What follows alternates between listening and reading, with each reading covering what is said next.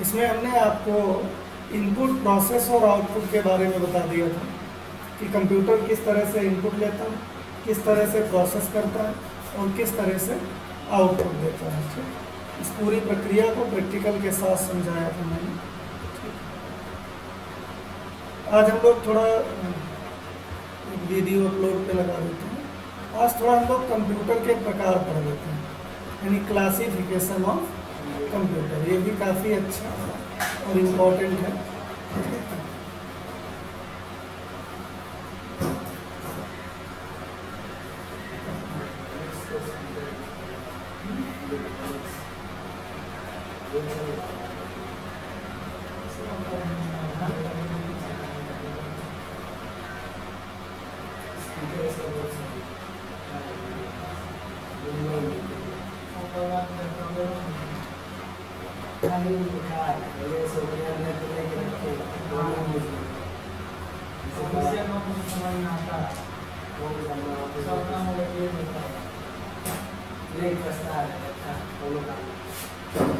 Photo डाल देते हैं सबको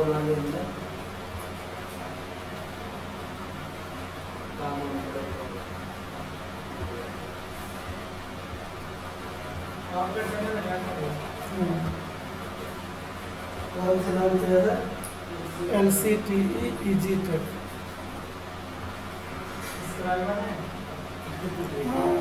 तुम लोग सब्सक्राइब करोगे तो हम बढ़ जाएंगे 500 600 कोचिंग वाले ग्रुप में डाल दें 1200 बच्चे हैं।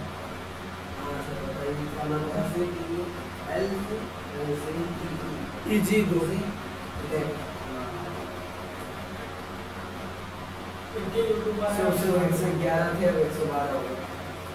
इतने यूट्यूबर हैं नहीं होते हैं 6.5 लाख सब्सक्राइबर हैं। तो आप बनाते हैं। अच्छा ये जो ये सुनो बात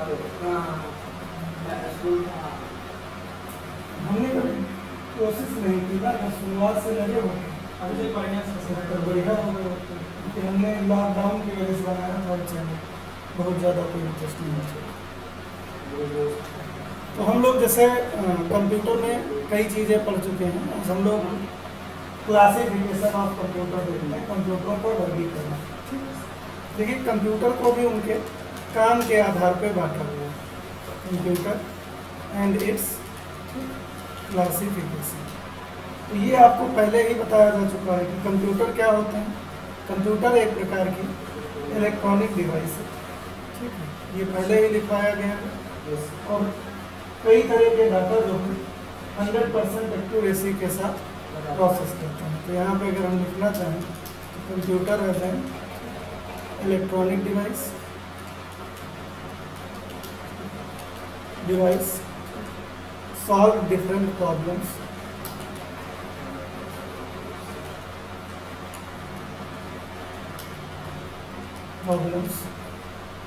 and classified in several parts। इसको कई भागों में जो है बांटा गया। अब यहाँ किन किन भागों में बांटा गया, तो mainly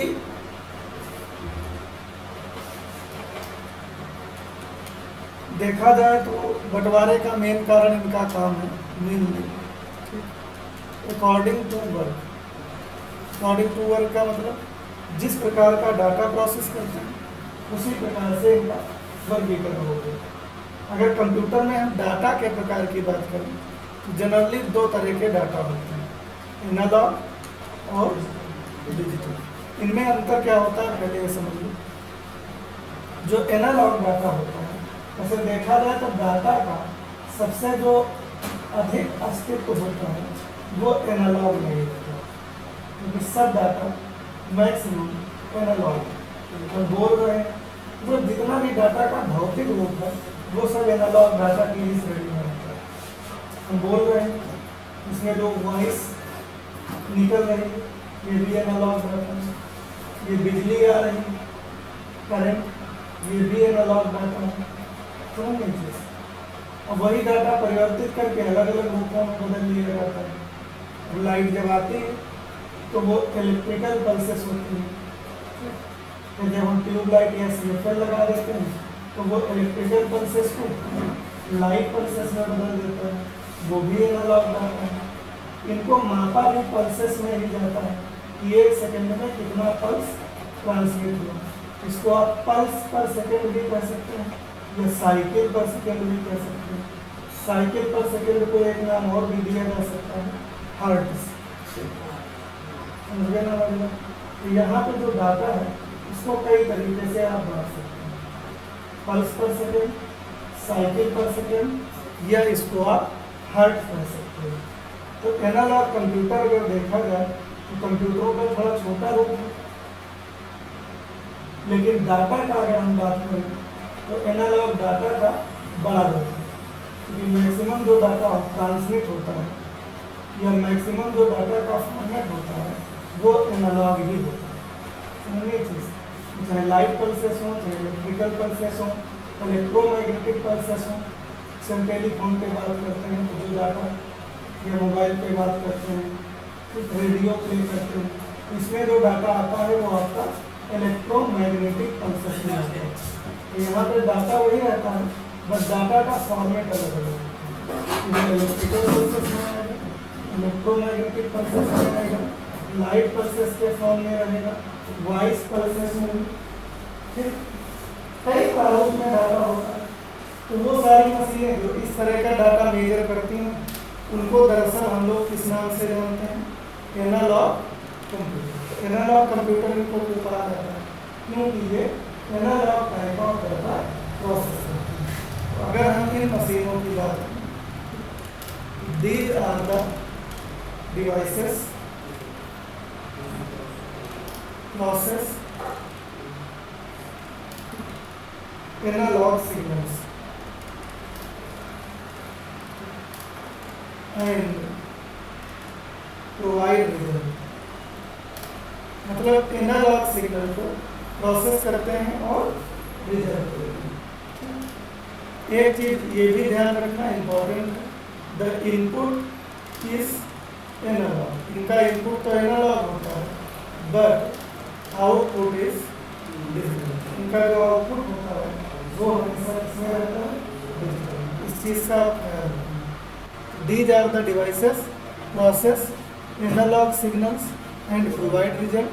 the input is analog but output is digital. Output इनका डिजिटल होता है। अब इसमें ये कई तरह का डाटा प्रोसेस कर सकते हैं। It can process and measure, माप सकते हैं, जैसे करंट मापना, करंट वोल्टेज भी मापते हैं, उससे कोई खास मतलब नहीं है। प्रेशर मतलब दाब मापना हो, डिस्टेंस दूरी मापना हो, एंड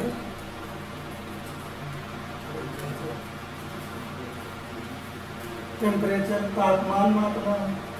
इस तरह के जो होते हैं सब के सब किसमें आते हैं?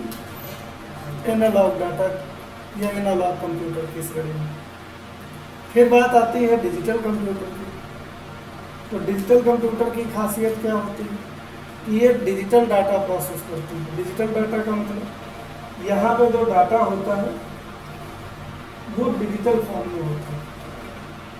डिजिटल फॉर्म मतलब बाइनरी फॉर्म, बाइनरी मतलब 1010 डिजिटल, इसमें तो कोई झंझट नहीं।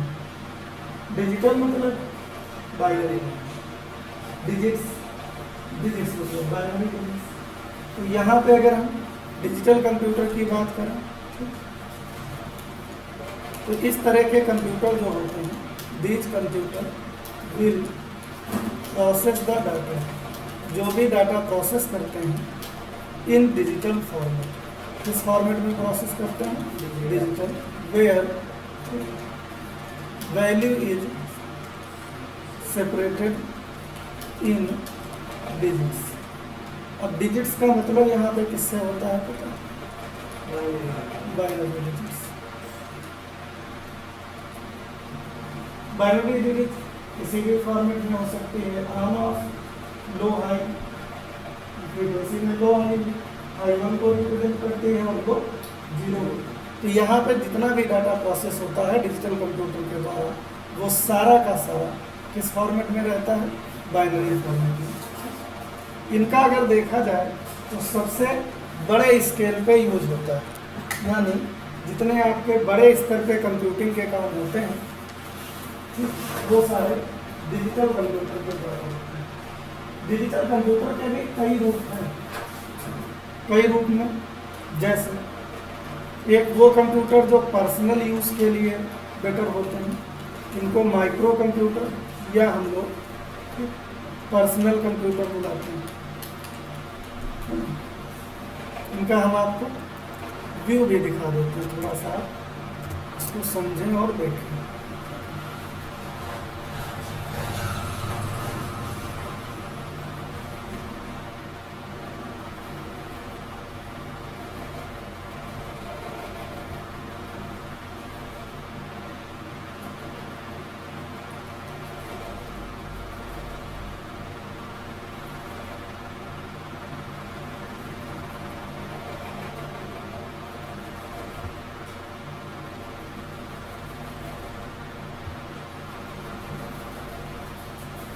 जैसे कंप्यूटर की अगर हम बात करें तो कंप्यूटर में अगर टाइप्स ऑफ कंप्यूटर देखे जाए तो कंप्यूटर में मेनली दो टाइप होते हैं, एनालॉग कंप्यूटर और डिजिटल कंप्यूटर। हाइब्रिड इनका मिक्सचर होता है। इसमें अगर एनालॉग कंप्यूटर की बात करें तो इसमें आपकी कुछ डिवाइस आती हैं, जैसे थर्मोमीटर हो गया, करंट मीटर हो गया, वोल्टेज मीटर हो गया, डिस्टेंस मीटर हो गया। तो इन सबको हम किसमें शामिल करेंगे, एनालॉग कंप्यूटर में। फिर बारी आती है डिजिटल कंप्यूटर्स की। डिजिटल कंप्यूटर में हमने कहा ना कि एक सीरीज होती है माइक्रो या पर्सनल कंप्यूटर की, जो व्यक्तिगत यूज के लिए बनाए गए थे। पर्सनल कंप्यूटर में आपके लैपटॉप आ सकते हैं, डेस्कटॉप आ सकते हैं। इन्हें पर्सनल कंप्यूटर क्यों कहा जाता है, क्योंकि ये इंडिविजुअल यूज के लिए बेटर होते हैं। सिंगल यूजर ऑपरेटिंग सिस्टम को सपोर्ट करते हैं, मतलब सिंगल यूजर फ्रेंडली होते हैं। आप अपने हिसाब से फाइल रखो, अपने हिसाब से डिलीट करो, पासवर्ड लगा दो, दूसरा छूने आए तो डांट दो। हमारी हिम्मत कैसे होगी किसी का पर्सनल कंप्यूटर या पर्सनल मोबाइल टच करने की, क्योंकि इनको बनाया ही इंडिविजुअल यूज़ के लिए गया। अब अगर यहाँ पे हम देखें तो केन बैक 1, ये आप देख पा रहे हैं KENBAK, केन बैक 1 पहला पर्सनल कंप्यूटर है जो करीब 1971 में बनाया गया। समझ में चीज़, केन बैक 1। फिर इसके बाद एक प्रॉब्लम ये भी है, जिनका काम नेटवर्किंग पे चलता है, जैसे बैंक है, बीमा कंपनियाँ, उसमें पर्सनल काम होता है। पैसा जमा करने काउंटर अलग, पासबुक प्रिंट कराने का अलग, और निकाल तो अहमदाबाद में ले सकते हो, नहीं समझ। तो ऐसा तो तभी संभव है जब सारे कंप्यूटर एक दूसरे के साथ कनेक्ट होने जुड़े। अब जुड़ने के दो तरीके होते हैं, तो सोशल एरिया नेटवर्क, इंटरनेट, एक अपना प्राइवेट नेटवर्क। ज़्यादातर जो बड़ी ऑर्गेनाइजेशन है वो अपने प्राइवेट नेटवर्क यूज़ करते हैं, उसमें भी इंटरनेट का सहारा लिया जाता है। जैसे मान लो जनरल टिकट स्टेशन पे भी मिलता है, स्टेशन के बाहर भी 1-2 रुपये एक्स्ट्रा लेके जनरल टिकट देते हैं। ऐसा नहीं कि वो अपने यहाँ से लेके स्टेशन तक तार बिछा जोड़े रहते हैं, स्टेशन वाला तो खुद ही कनेक्ट हो जाता है। मान लो इनका सर्वर दिल्ली में, तो सब उसी सर्वर से जुड़े होते हैं।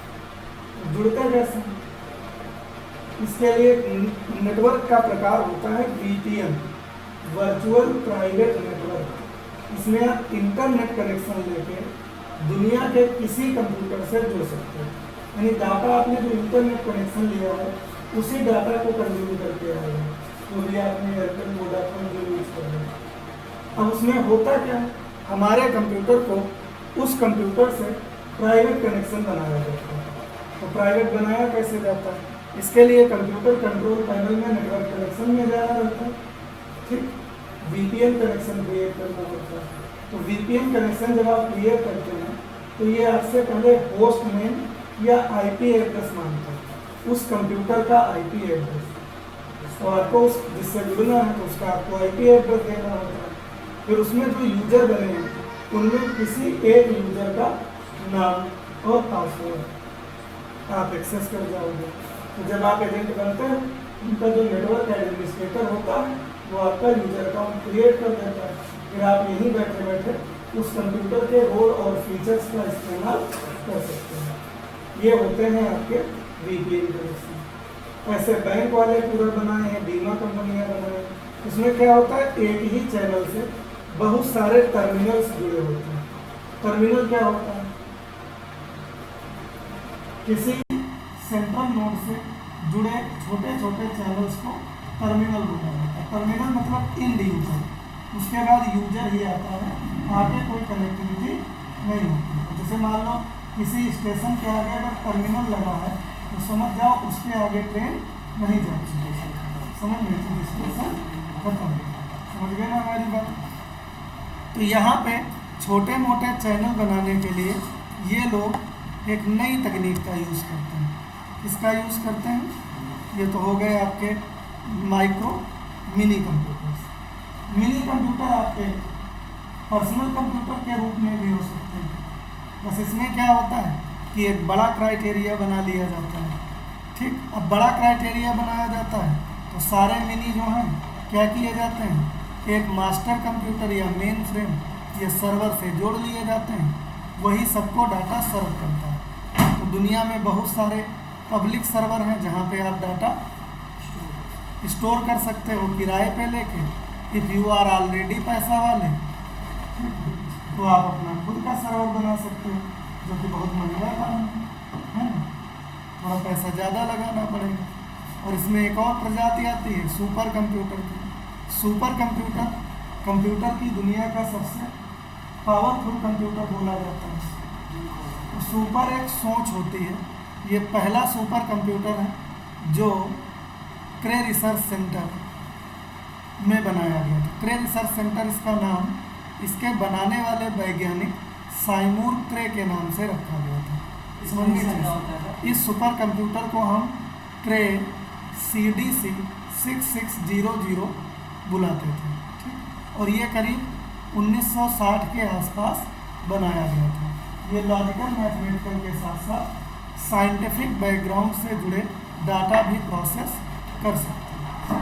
अब आने वाले समय में क्वांटम कंप्यूटर आएंगे जो क्वांटम थ्योरी पे आधारित होंगे। इन कंप्यूटर की सुपीरियरिटी जो होती है वो और भी ज़्यादा होती है। क्यों ज़्यादा होगी? क्योंकि ये जो कंप्यूटर होते हैं ये सिर्फ 1 या 0 के निर्णय लेते हैं, मतलब 2 पॉसिबिलिटीज 1 या फिर 0। लेकिन जो क्वांटम कंप्यूटर होंगे वो एक साथ 3 सिचुएशन पे निर्णय लेंगे, 1 0 और 1 0। नहीं, 1 0 ही आएगा, 1 अलग 0 अलग और 1 0 एक साथ। तो इनकी कैपेसिटी और स्पीड जो होगी इन कंप्यूटर से करीब लाखों गुना ज़्यादा है।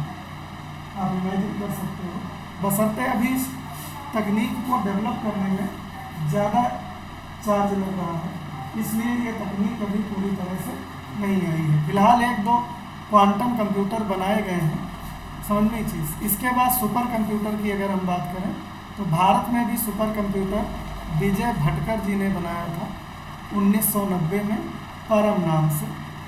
ठीक है, इसको परम 10,000 या परम 8,000 भी कहते हैं, लेकिन परम 10,000 नाम देते हैं। Made by CDAC। CDAC जो है एक सेंटर है जिसका मुख्यालय पुणे महाराष्ट्र में। CDAC को हम लोग centre for development of advance computing बुलाते हैं। तो यहाँ पे हम पहले तो आपको पर्सनल या माइक्रो कंप्यूटर के बारे में बता दें। तो ये जो कंप्यूटर होते हैं, दीज कंप्यूटर्स आर फॉर किस लिए यूज में है, पर्सनल यूज एंड। इनकी अगर हम बात करें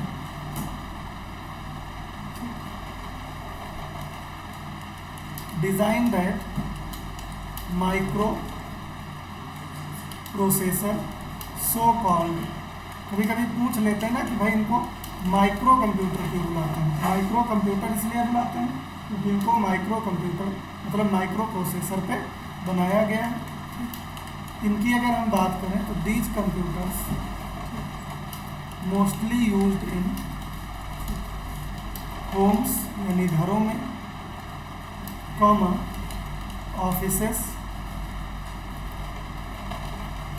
कार्यालयों में एंड मार्केट्स। समझ गए? तो इन जगह पे इनका जो है यूज़ किया जाता है। इनमें भी दो सीरीजें आती हैं, एक आपके डेस्कटॉप कंप्यूटर और दूसरे आपके पोर्टेबल। पोर्टेबल जिनको आप एक जगह से दूसरी जगह ले जा सकते हैं, जैसे लैपटॉप हो गया। इसके बाद नोटबुक कंप्यूटर्स हो गए, पाम टॉप या हैंड हेल्ड हो गए जैसे मोबाइल फ़ोन वगैरह। तो ये सारे आपके पोर्टेबल में आते हैं। माइक्रो कंप्यूटर के बाद फिर बारी आती है मिनी कंप्यूटर्स। इनके बारे में हमने बताया है। These are the terminals. ये शब्द पूछा जा सकता है कि दीज आर द टर्मिनल्स, कौन से कंप्यूटर हमें टर्मिनल्स प्रोवाइड करते हैं? तो ये मिनी कंप्यूटर प्रोवाइड करते हैं। These are the terminals and provide large criteria. इनमें हमें लंबा कार्य क्षेत्र मिलता है, मतलब एक चैनल या नेटवर्क के तहत यहाँ पे काम किया जा सकता है। फिर इसके बाद आपके आते हैं मेन फ्रेम। मेन फ्रेम की अगर हम बात करें, मेन फ्रेम जो होते हैं master computers manage all terminals. ये मास्टर कंप्यूटर होते हैं, manage all terminals, provide large storage, इसमें स्टोरेज भी ज़्यादा होता है, and fast processing speed. Storage भी ज़्यादा होता है और स्पीड भी ज़्यादा होता है। तो ये सुविधा हमें किससे मिलती है? मेन फ्रेम से। फिर बारी आती है सुपर कंप्यूटर्स। सुपर कंप्यूटर्स की अगर हम बात करें तो सुपर कंप्यूटर की जो नींव रखी गई थी, the platform of super computer was designed in 1960 में बाय साइमूर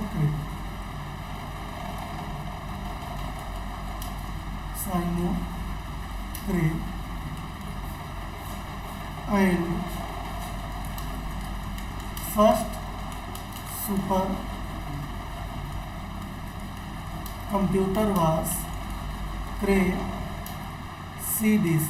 CDC का पूरा नाम होता है कंट्रोल डाटा कॉरपोरेशन 6600। इसे आप मॉडल नंबर भी कह सकते हैं। CDC control data corporation. यहाँ पे जो पहला सुपर कंप्यूटर बनाया गया था वो किस नाम से बनाया गया था? दुनिया का क्रे CDC 6600 के नाम से। परम तो इंडिया में परम बना कैसे ये भी बता दें। इन 1984 1984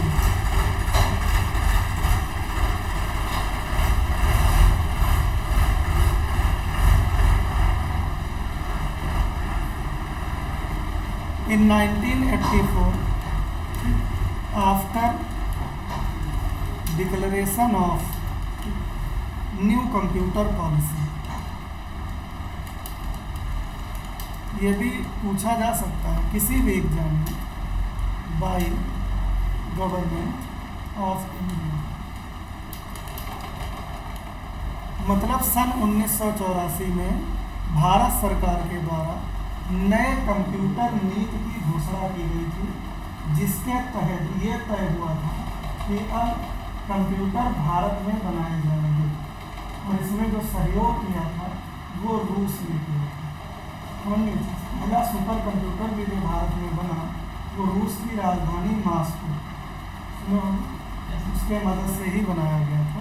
मतलब रूस का सपोर्ट अगर लिया जाएगा तो कहेंगे इसमें मॉस्को का भी सपोर्ट है, भारत की मदद ली जाएगी तो कहेंगे इसमें दिल्ली का भी सपोर्ट है।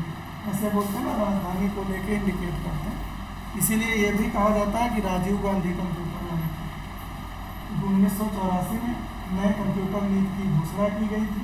यह कंप्यूटर भारत में बनाए जाएंगे। उस समय देश के प्रधानमंत्री जो थे वो राजीव गांधी थे। तो in 1984 after declaration of new computer policy by Indian government, तो यहाँ पे प्लान किया गया था, it was plan to design computers in India, Bharat में बनाए जाएंगे।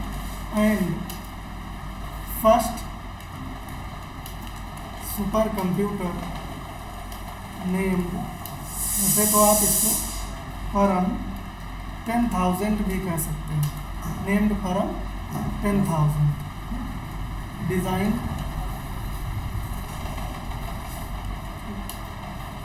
नेम्ड परम 10,000, design in C dam Pune, कहाँ पे बनाया गया था? पुणे, जो कि महाराष्ट्र में है, बाई विजय भटकर।